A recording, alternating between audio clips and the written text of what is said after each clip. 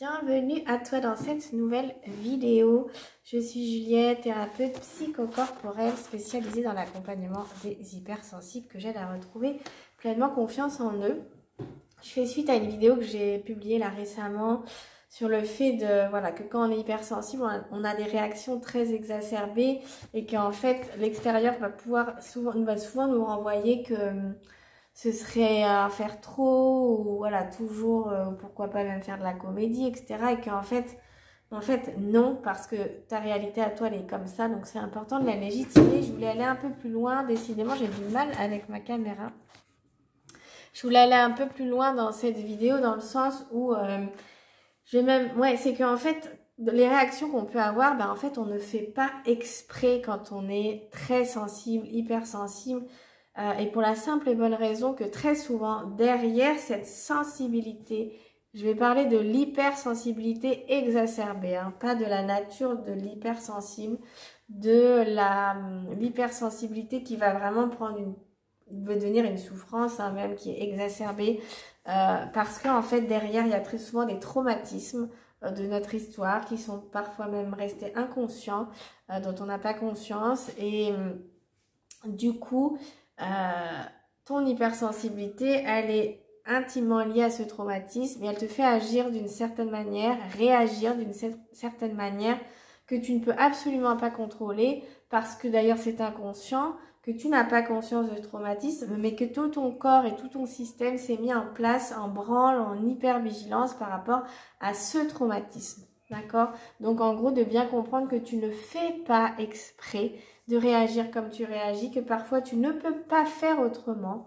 Te rappeler que tu fais de ton mieux, ça c'est hyper important. Et qu'il faut énormément de courage et d'énergie pour, tous les jours vivre avec des traumatismes qui sont sous-jacents à l'intérieur de nous et dont en plus souvent on n'a pas conscience jusqu'à ce qu'on engage un travail sur nous et qu'on prenne conscience de plein de choses.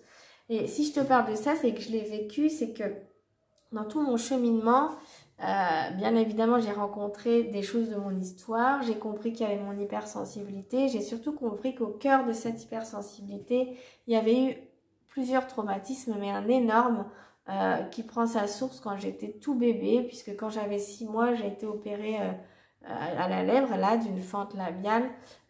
Donc c'était une opération sous anesthésie générale. Ça a été quand même une intervention importante pour le petit bébé que j'étais. Puis après, il y a eu quelques problèmes de respiration. Voilà, ça a façonné tout plein de choses à l'intérieur de moi. Déjà, cette malformation, parce qu'il y avait quand même quelque chose qui n'était pas bien formé ici. Et puis, ça a façonné énormément de choses à l'intérieur de moi, dans ma posture, dans ma structure, dans mon système nerveux, dans plein de choses déjà, physiquement, structurellement parlant. Et d'un point de vue psycho-émotionnel, avec l'opération et toute l'anxiété qu'il y a pu y avoir autour, la douleur, ça a imprimé quelque chose de très très fort à l'intérieur de moi, une grosse empreinte. Mais j'étais bébé, j'avais 6 mois, donc pour les gens autour de moi à l'époque, donc il y a 41 ans et demi, on avait dit à mes parents, à ma mère, c'est rien, tout va bien, tout se passe bien. Donc ma maman, pareil, à cette époque-là, on ne se posait pas 50 000 questions.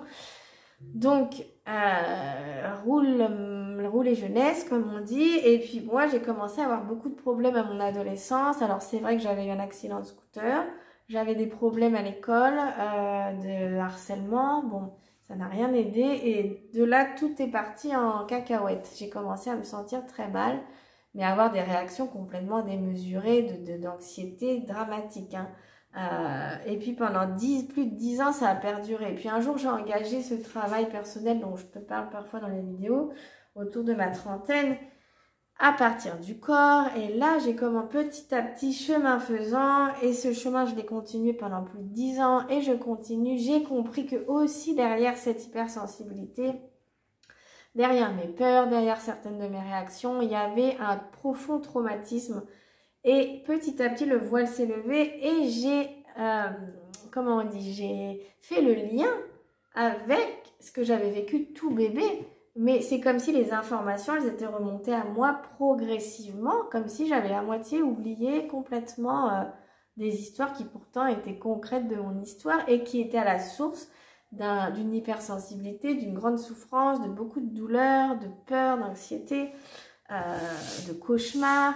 Donc voilà, pour te dire que du coup, il y avait beaucoup de choses que je ne comprenais pas, que l'extérieur ne comprenait pas, mais qui prenaient leur source dans quelque chose de très concret, d'un événement que j'avais vécu, sur lequel s'est greffé beaucoup d'autres choses, bien sûr, enfin beaucoup d'autres couches, hein, si on prend l'image de l'oignon, donc c'était greffé d'autres choses, c'est comme si ça s'accumulait autour et le noyau était là et ce petit bébé que j'étais.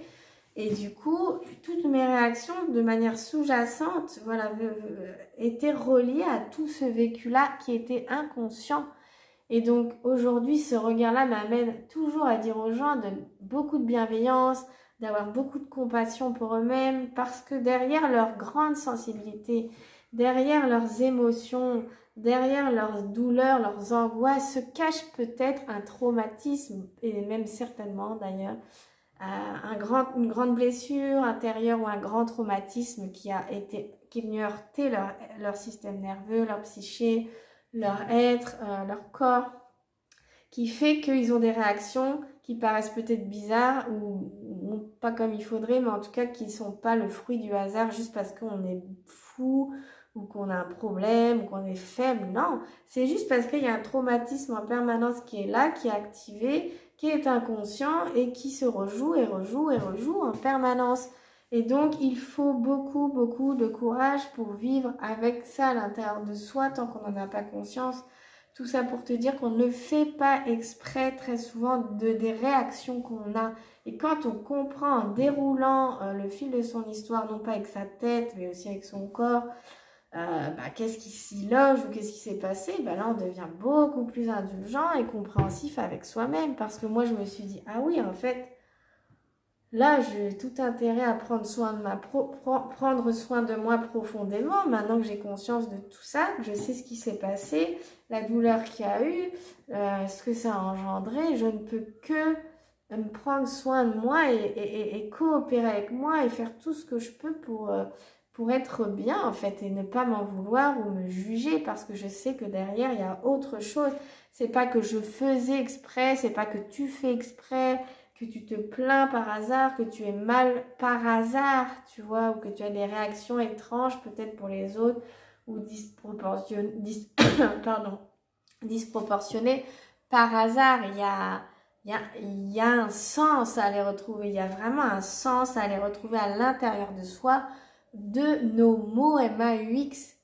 Voilà, c'est le message que je voulais te passer aujourd'hui et je trouve qu'il y a plein d'espoir dedans parce que ça veut dire qu'il y a des solutions à nos problèmes, à nos maux, des choses dont on n'a pas conscience.